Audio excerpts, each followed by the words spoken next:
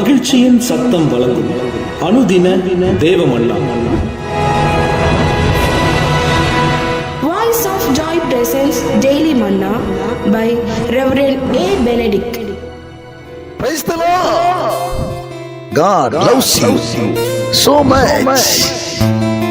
இன்றைய தேவ மன்னாவாக சங்கீதம் 26 அதிகாரம் 6 வசனம். கர்த்தாவே, நான் துதியின் சத்தத்தை தொனிக்க பண்ணி உம்முடைய அதிசயங்களை எல்லாம் விவரிப்பதற்காக. கேட்கிற அருமையான தேவச்சனமே, இன்றைய மன்னாவின் தலைப்பு என்னவென்று சொன்னால், கர்த்தரை துதிக்கும் துதியின் சத்தத்தை உயர்த்துங்கள். கர்த்தரை துதிக்கும் சத்தத்தை நீங்கள் உயர்த்துங்கள். கர்த்தரை துதியுங்கள், அவர் நல்லவர், அவர் கிருபை என்றும் உள்ளது. எப்போதும் நீங்கள் அடிக்கடி இந்த வார்த்தையை நீங்கள் உச்சரிக்கிறீர்கள் அல்லவா? கர்த்தரை துதியுங்கள். தாவீது பக்தன் சொல்லுகிறான், கர்த்தரை காலமும் ஸ்தோத்திரிப்பேன், அவரை துதிக்கிற துதி எப்போதும் என் வாயில் இருக்கும் என்று சொல்லுகிறார். மாத்திரமல்ல, இங்கே சொல்லப்பட்டிருக்கிறது இந்த 6 வசனத்திலே, கர்த்தாவே, நான் துதியின் சத்தத்தை தொனிக்க பண்ணி அதை நான் தொனிக்க பண்ணுவேன், சத்தத்தை நான் கேட்க பண்ணுவேன், அநேகர் கேட்கும்படி செய்வேன். ஏசாயா 58 அதிகாரத்திலே 1 வசனம் சொல்லுகிறது, சத்தமிட்டு கூப்பிடு, அடக்கிக் கொள்ளாதே. இக்காலத்தை போல உன் சத்தத்தை உயர்த்தி உன் ஜனத்துக்கு அவர்கள் மீறுதலையும் யாக்கோபின் வம்சத்தாருக்கு அவர்கள் பாவங்களையும் தெரிவி. உன் சத்தத்தை எக்காலத்தை போல நீ உயர்த்த வேண்டும் என்று வார்த்தை சொல்லுகிற. நிறைய பேருக்கு சர்ச்சில கூட துதிப்பாங்க, உடைய சத்தமே வர. மௌனமாய் துதிக்க வேண்டிய நேரத்திலே மௌனமாய் துதியுங்க.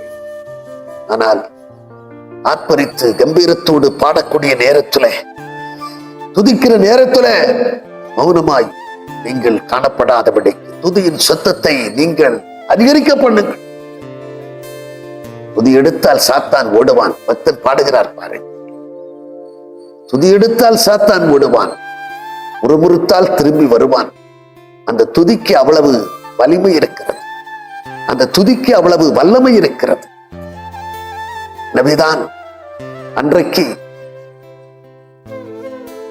யோசபாத் ராஜா தனக்கு எதிரிட்டு வந்து அநேகருக்கு அவன் சொன்னான், எனக்கு அந்த படையினரோடு அவ்வளவு பெரிய கூட்டத்தோடு எதிர்த்து நிற்க எனக்கு திராணி இல்லையா, ஆனாலும் அது உமக்கு லேசான காரியம் என்று அறிந்திருக்கிறேன் என்று சொல்லி அவன் ஜனங்களை எல்லாம் கூடி வரச் செய்து உபவாசம் இருந்து அவர்கள் துதியின் சத்தத்தை உயர்த்தி அவர்கள் ஜெபித்தார்கள்.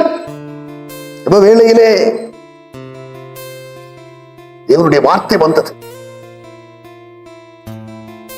நீங்கள் சும்மா இருங்கள், உங்களுக்காக நான் யுத்தம் பண்ணுவேன், யுத்தம் செய்கிறவர் நான் அல்லவா, நீங்கள் பயப்படாமலும் கலங்காமலும் இருங்கள் என்று வார்த்தை வந்தது.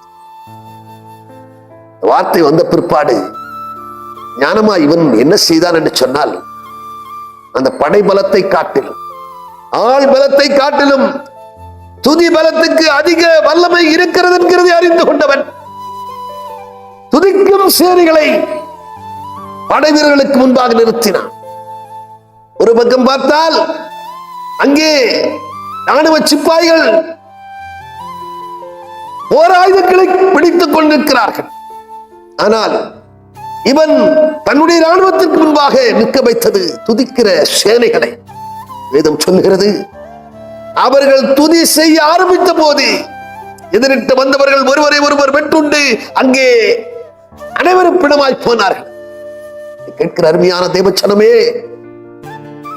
துதியின் சத்தத்தை நீங்கள் வலுப்படுத்துங்கள், சத்தத்தை உயர்த்தி துதியுங்கள், தேவனை துதியுங்கள்.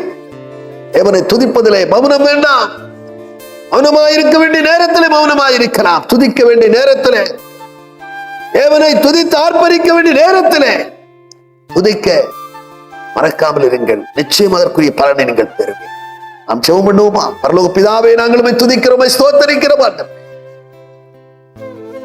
தாவீது பக்தனை போல கர்த்தருடைய காலத்தில் ஸ்தோத்தரிப்பவருடைய துதி எப்போதும் வாயில் இருக்கும் என்ற வார்த்தையின்படியாக துதியின் சத்தத்தை நாங்கள் எப்போதும் உயர்த்தி பிடிக்கிறவர்களாய், அதன் மொத்த பரலோக தேவனை மகிமைப்படுத்துகிறவர்களாய் நாங்கள் இன்னும் காணப்படணுமே. அன்று யோசபாத் ராஜா துதிக்கும் சேனையில் நிறுத்தின போது அவர்கள் பாடி துதிசித மாத்திரத்திலே எதிரிட்ட வந்தவர்கள் ஒருவரை விட்டுட்டு அங்கே பிணமாய் கிடந்தார்கள். எங்களை எதிர்க்கும் தீய சக்திகள் ஆண்டவரே அப்படியாய் நிர்மூலமாகும்படியாக இது எங்களுக்கு பேருதவி செய்ய வேண்டும் என்று ஜெபிக்கிறோம். எங்களை தாழ்த்தி கருத்து வைக்கிறோம். இயேசு கிறிஸ்து மூலம் ஜெபிக்கிறோம் நல்ல பிதாவே, ஆமென்.